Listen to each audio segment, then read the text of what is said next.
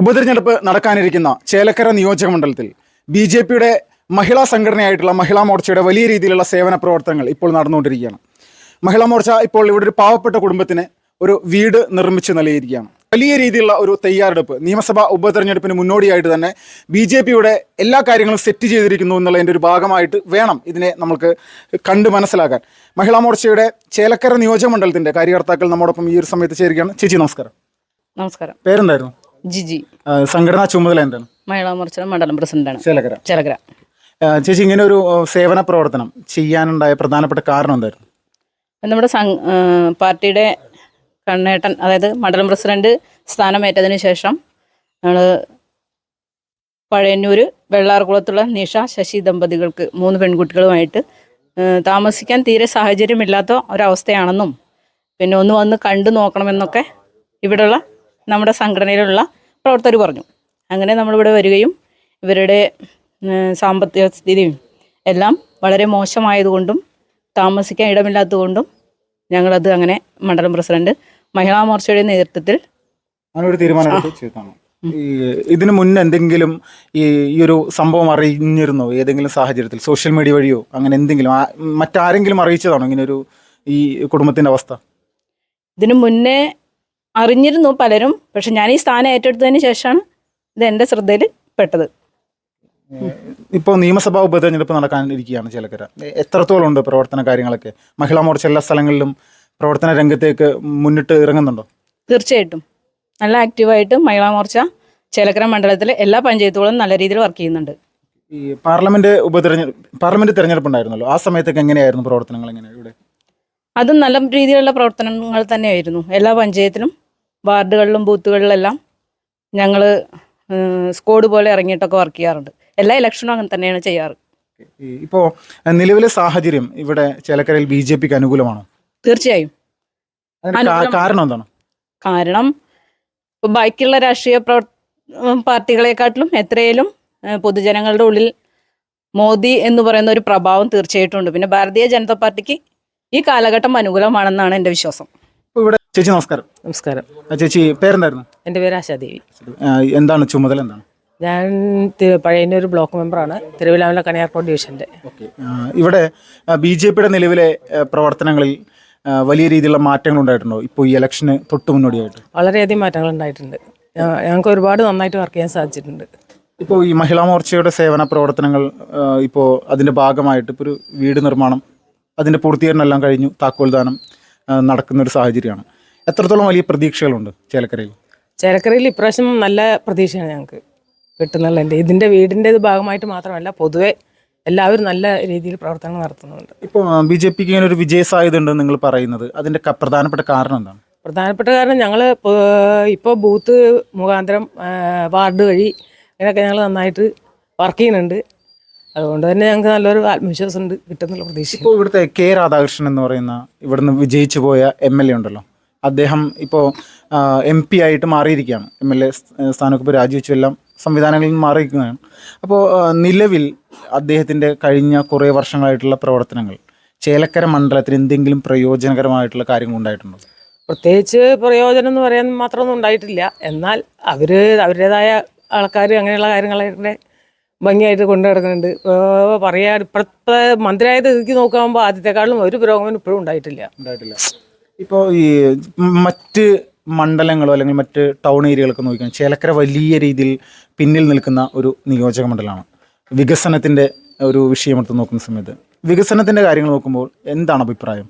എന്തെങ്കിലും മുന്നേറ്റം ഈ പറയുന്ന വ്യക്തിയുടെ ഭാഗത്തു നിന്ന് ഉള്ള പ്രവർത്തനങ്ങൾ ഉണ്ടായിട്ടുണ്ടോ? കെ രാധാകൃഷ്ണൻ എന്ന് പറയുന്ന ഇവിടുന്ന് വിജയിച്ചു പോയ ആളുടെ ഭാഗത്തു നിന്ന് പ്രത്യേകിച്ച് മുന്നേറ്റം ഉണ്ടായതൊന്നും എനിക്ക് തോന്നുന്നില്ല. കാരണം മുന്നത്തെക്കാട്ടിലും കുറച്ചും കൂടി അതമ്പതിച്ചിട്ടേ ഉള്ളൂ, പുരോഗമനം ഒട്ടും ഉണ്ടായിട്ടില്ല.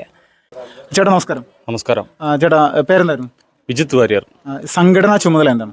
ഭാരതീയ ജനതാ പാർട്ടിയുടെ നിയോജകമണ്ഡലം സെക്രട്ടറി, ചേലക്കരയാണ്. ചേലക്കര. ചേട്ടാ ഇപ്പോൾ ബി.ജെ.പിയുടെ തയ്യാറെടുപ്പുകൾ എത്രത്തോളം ഉണ്ട് ചേലക്കരയിൽ? ബി.ജെ.പി വളരെയധികം മുന്നേറ്റത്തോടു കൂടിയിട്ടാണ് ഈ തവണത്തെ ഇലക്ഷൻ നേരിടുന്നത്. ബൂത്ത് തലത്തിലുള്ള എല്ലാ വർക്കുകളും, അടിസ്ഥാനപരമായ എല്ലാ വർക്കുകളും നടന്നുകൊണ്ടിരിക്കുകയാണ്. അതേപോലെ തന്നെ നരേന്ദ്രമോദിയുടെ വികസന പദ്ധതികളെല്ലാം ഓരോ ജനങ്ങളുടെ കയ്യിലും ഞങ്ങൾ എത്തിച്ചുകൊണ്ടിരിക്കുകയാണ്. അതിൻ്റെ തന്നെ തുടർച്ചയെന്നോണം തൃശ്ശൂരിലെ തന്നെ ആവർത്തനമാണ് ചേലക്കരയിൽ ഉണ്ടാകുക എന്നാണ് ഞങ്ങളുടെ എല്ലാവരുടെയും പൂർണ്ണമായ ആത്മവിശ്വാസം. സംഘടനാ പ്രവർത്തനത്തിൽ എല്ലാ കാര്യകർത്താക്കളും നിലവിലെ സാഹചര്യത്തിൽ സംതൃപ്തരാണോ? 100% സംതൃപ്തരാണ്. സംഘടനാ തലത്തിൽ എല്ലാ അടിസ്ഥാനപരമായ വർക്കുകളും ഏതാണ്ട് BJPയുടെ കഴിഞ്ഞിരിക്കുന്നു. അടുത്ത തെരഞ്ഞെടുപ്പിനെ നേരിടാനുള്ള എല്ലാ തയ്യാറെടുപ്പും BJP നല്ല രീതിയിൽ നടത്തിക്കൊണ്ടിരിക്കുകയാണ്.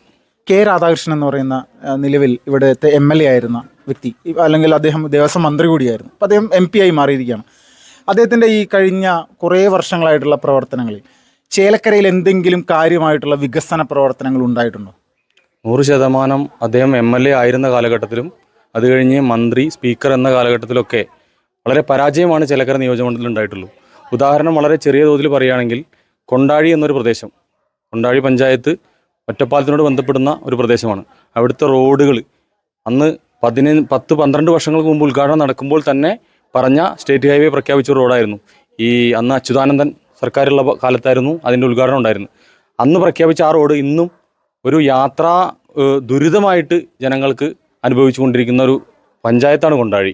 മാത്രമല്ല കുടിവെള്ള പ്രശ്നം, അവിടുത്തെ ഒരു 5ഓളം വാർഡുകൾ ഇന്നും കുടിവെള്ളം കിട്ടാക്കനിയായി ജീവിക്കുന്ന ഒരു ജനത അവിടെയുണ്ട്. ഇത് ഈ മന്ത്രിയായിരുന്നിട്ടും സ്പീക്കറായിരുന്ന കാലത്തും MLA ആയിരുന്ന കാലത്തും അദ്ദേഹം കണ്ടതായിട്ട് ഞങ്ങൾ കണ്ടിട്ടില്ല. ഇപ്പോൾ ദേവസ്വം മന്ത്രിയായിരുന്ന സമയത്ത് ശബരിമല പോലെയുള്ള വിഷയങ്ങളടക്കം ഇദ്ദേഹം ഇരിക്കുന്ന സമയത്ത് തന്നെയായിരുന്നു. അപ്പോൾ എങ്ങനെയാണ് ഇവിടുത്തെ ഹൈന്ദവ വിശ്വാസികൾക്ക് അദ്ദേഹത്തിൻ്റെ ദേവസ്വം മന്ത്രി എന്നുള്ള നിലയിൽ അദ്ദേഹത്തിൻ്റെ പ്രവർത്തനത്തോട് ഏത് തരത്തിലുള്ള താല്പര്യം ഉണ്ടായിരുന്നു? 100% ഇവിടുത്തെ ഹൈന്ദവരുടെ മനസ്സിന് കളങ്കം, അതായത് അദ്ദേഹത്തിന് ഹൈന്ദവരോട് കാണിക്കുന്ന ഏറ്റവും മോശമായ രീതിയിലുള്ള ഒരു പ്രവണതയാണ് അദ്ദേഹത്തിൻ്റെ ഭാഗത്തുനിന്നുണ്ടായത്. ശബരിമലയിൽ പോയിട്ട് അദ്ദേഹം നമ്മൾ പുണ്യമായി കരുതുന്ന തീർത്ഥം കൈ കഴുകുന്ന ഒരു സാഹചര്യം നമ്മളെല്ലാവരും സോഷ്യൽ മീഡിയ വഴിയും മാധ്യമങ്ങൾ വഴിയും കാണുകയുണ്ടായി. ഇതെല്ലാം ഹൈന്ദവരുടെ മനസ്സിലും മുറിവുണ്ടാക്കിയിട്ടുണ്ട് എന്നുള്ളത് 100% സത്യമാണ്. ഇപ്പോൾ വിശ്വാസിയല്ലാത്ത ഒരു വ്യക്തിയാണ് ഇവിടെ വിജയിച്ചു പോയ ഈ പറയുന്ന കെ രാധാകൃഷ്ണൻ. അദ്ദേഹം ദേവസ്വം മന്ത്രിയാണ്, ക്ഷേത്രങ്ങൾ ഭരിക്കുന്ന ഒരു ദേവസ്വത്തിൻ്റെ മന്ത്രിയായിട്ടിരിക്കുന്ന സമയത്ത് അദ്ദേഹത്തിൻ്റെ ഭാഗത്തുനിന്ന് സത്യസന്ധമായിട്ടുള്ള രീതിയിലുള്ള ഒരു പ്രവർത്തനം ഉണ്ടായിരുന്നു എന്ന് തോന്നുന്നുണ്ടോ? തീർച്ചയായിട്ടും ഇല്ല. കാരണം ക്ഷേത്രങ്ങളെ സംബന്ധിച്ചിടത്തോളം ക്ഷേത്രത്തിൻ്റെ ഭരണത്തിലിരിക്കുന്നവർ, കമ്മിറ്റിയിലിരിക്കുന്നവർ ഒരു ബൈലോ ഉണ്ട്. അതിൽ പ്രകാരം ഭക്തനായിരിക്കണം ആദ്യം ആ ക്ഷേത്രത്തിലെ കമ്മിറ്റിയാണെങ്കിലും അതിൻ്റെ കാര്യകർത്താക്കളാകണമെന്നാണല്ലോ അവരുടെ ബൈലോകൾ പറയുന്നത്. പക്ഷേ ഇത്തരത്തിലൊരു മന്ത്രിസ്ഥാനത്തിരിക്കുന്ന ഇദ്ദേഹം തന്നെ ക്ഷേത്രത്തിനെ അപമാനിക്കുന്ന തരത്തിലുള്ള പ്രവർത്തനങ്ങളാണ് നടത്തിക്കൊണ്ടിരിക്കുന്നത്. ഇപ്പോൾ മറ്റ് കാര്യകർത്താക്കളെല്ലാവരും ഇപ്പോൾ ഇന്നത്തെ ഒരു 2-3 പരിപാടികൾ BJPയോട് സെറ്റ് ചെയ്തിട്ടുണ്ടല്ലോ. ഇതിൽ ഗ്രൗണ്ട് തലത്തിൽ BJPയുടെ സാധാരണ പ്രവർത്തകർ എല്ലാവരും സജീവമായിട്ട് ഇറങ്ങുന്നുണ്ടോ ഇപ്പോൾ ഈ ഒരു സമയത്ത്? 100%. കഴിഞ്ഞ കാലഘട്ടത്തെ അപേക്ഷിച്ച് BJP ഇപ്പോൾ ഒരുപാട് കേരളത്തിനെ സംബന്ധിച്ചിടത്തോളം വളർന്നിരിക്കുകയാണ്. അപ്പോൾ കേരളത്തിലെ തൃശ്ശൂർ ജില്ലയിലെ ഒരു MP സീറ്റ് കൂടെ നേടിയതിൻ്റെ അടിസ്ഥാനത്തിൽ കൂടുതൽ ആത്മവിശ്വാസം ഈ പ്രവർത്തകർക്ക് എല്ലാവരും കൂടിയിട്ടുണ്ട്. അതിൻ്റെ അടിസ്ഥാനത്തിൽ ചേലക്കര ഈ വരുന്ന ബൈ ഇലക്ഷനിൽ BJPയുടെ അടിസ്ഥാനപരമായ എല്ലാ തലത്തിലും ഓരോ വീടുകളിലും നമ്മുടെ പ്രവർത്തനം എത്തിയിട്ടുണ്ട്. അതിൻ്റെ അടിസ്ഥാനത്തിലാണ് ഈ ചേലക്കര നിയോജകമണ്ഡലം ഇത്തവണ ഭാരതീയ ജനതാ പാർട്ടി വിജയിക്കുമെന്ന് തന്നെയാണ് എല്ലാ പ്രവർത്തകരുടെയും ജനങ്ങളുടെയും വിശ്വാസം. ഇപ്പോൾ കേരളത്തിൽ BJP ഏറ്റവും കൂടുതൽ കൂടുതൽ നേടിയെടുത്ത ഒരു മണ്ഡലമാണ് ആലത്തൂർ പാർലമെൻറ്റ് മണ്ഡലം. അപ്പോൾ ഇവിടെ 1 ലക്ഷത്തിന് മുകളിൽ വോട്ട് BJP നേടിയിട്ടുണ്ടായിരുന്നു. ആ ഒരു പാർലമെൻറ്റ് മണ്ഡലത്തിൽ പെടുന്നതാണ് ചേലക്കര. അപ്പോൾ ചേലക്കരയെ സംബന്ധിച്ച് BJPക്ക് വലിയ രീതിയിലുള്ള മുന്നേറ്റം ഉണ്ടാക്കാൻ സാധിക്കുമെന്ന് കുറേ നാളുകളായിട്ട് പറയുന്നുണ്ട്. എങ്കിലും ഉപതെരഞ്ഞെടുപ്പുകൾ വരുന്ന സമയത്ത് BJPക്ക് എല്ലാ സ്ഥലങ്ങളിലും ഒരു പരാജയം, വലിയ രീതിയിലുള്ള പരാജയം ഉണ്ടായ ചരിത്രമാണ് കേരളത്തിലുള്ളത്. അത് ആവർത്തിക്കാനുള്ള സാധ്യത ഇത്തവണയുണ്ടോ? 100% ഇല്ല. അത് എന്തുകൊണ്ടാണ് അങ്ങനെ പറഞ്ഞതെങ്കിൽ കഴിഞ്ഞ ത്രിതല പഞ്ചായത്ത് തെരഞ്ഞെടുപ്പിൽ വരുമ്പോൾ ജില്ലാ അടിസ്ഥാനത്തിലുള്ള വോട്ടുകളുടെ നോക്കിയപ്പോൾ 39,000 അടുത്ത് BJPക്ക് ഭാരതീയ ജനതാ പാർട്ടിയുടെ വോട്ട് നിലയുണ്ട്.